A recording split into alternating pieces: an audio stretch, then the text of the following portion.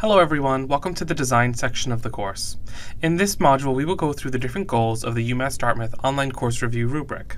To begin, let's take a look at goal number 1, and that is easily accessible learner information. This goal is broken down into 7 different pieces. The first piece is goal number 1.1. Instructions make clear how to get started and where to find various course components.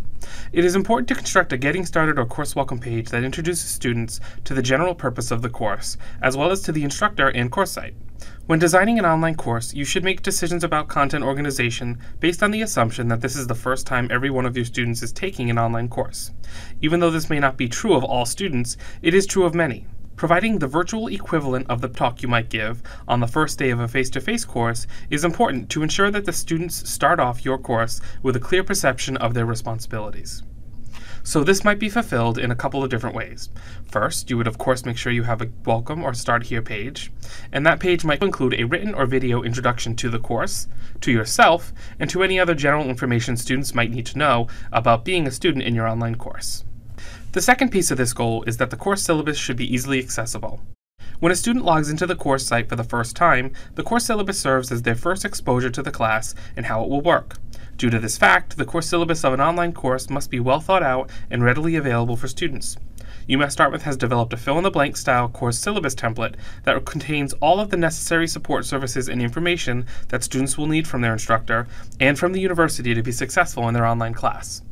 So, ways to make your course syllabus easily accessible would be to include your syllabus on your course menu as a blank page or a PDF, as you've seen in this course site. Over on the left-hand side underneath the course welcome link, there's a link to the course syllabus. This makes it easy for students to click on no matter where they are on your course site to refer back to any information you may have in there. One last comment about your course syllabus is that you should always let students know if any updates are made after the first day of class. So if the schedule changes or an assignment description changes, it's important to let them know.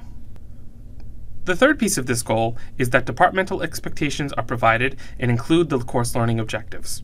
As we discussed in the foundation section of this course, providing the departmental learning objectives to your students is important. Measurable objectives not only shape each unit of your instruction, but they also establish the student's mindset for the course.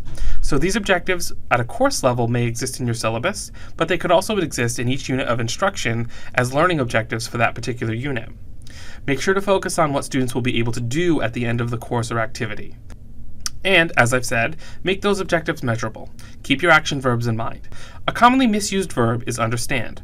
For example, you might write, at the end of this course, a student will understand X. Instead of using something like understand, consider using recognize or define. And the same applies to the word know. Recognize and define, as well as many of the other action verbs listed on the chart, are a more measurable way to demonstrate that students understand something. The fourth objective is that a statement introduces students to the purpose of the course and to its components. A written or recorded introductory statement is the virtual equivalent of the first day of class content covered in a face-to-face course. This statement provides instructors with the opportunity to provide their own introduction to the students, explain how the course will work, and set the overall tone of the course. Some instructors choose to write their introductory statement, and others choose to use audio or video to get their message across. Either way, the content of the message should remain the same. Although recording yourself on video can be nerve-wracking, I encourage you to think about it. Adding a face to a name is a great way for students to connect the name they'll see in discussion boards and feedback with a face. The next piece of this goal states that the course policies should be outlined in a course site. In the list below, we have compiled a short explanation of what each piece of this criteria is asking for. This asks the question, how should students contact you with questions? Zimbra, course messages in my courses, a discussion forum. Pick one or two options for students to choose from and enforce that throughout the semester. Next up is email response time. How often do you check or respond to your email messages? A common choice instructors make is to say that they will respond within 48 hours or 2 business days.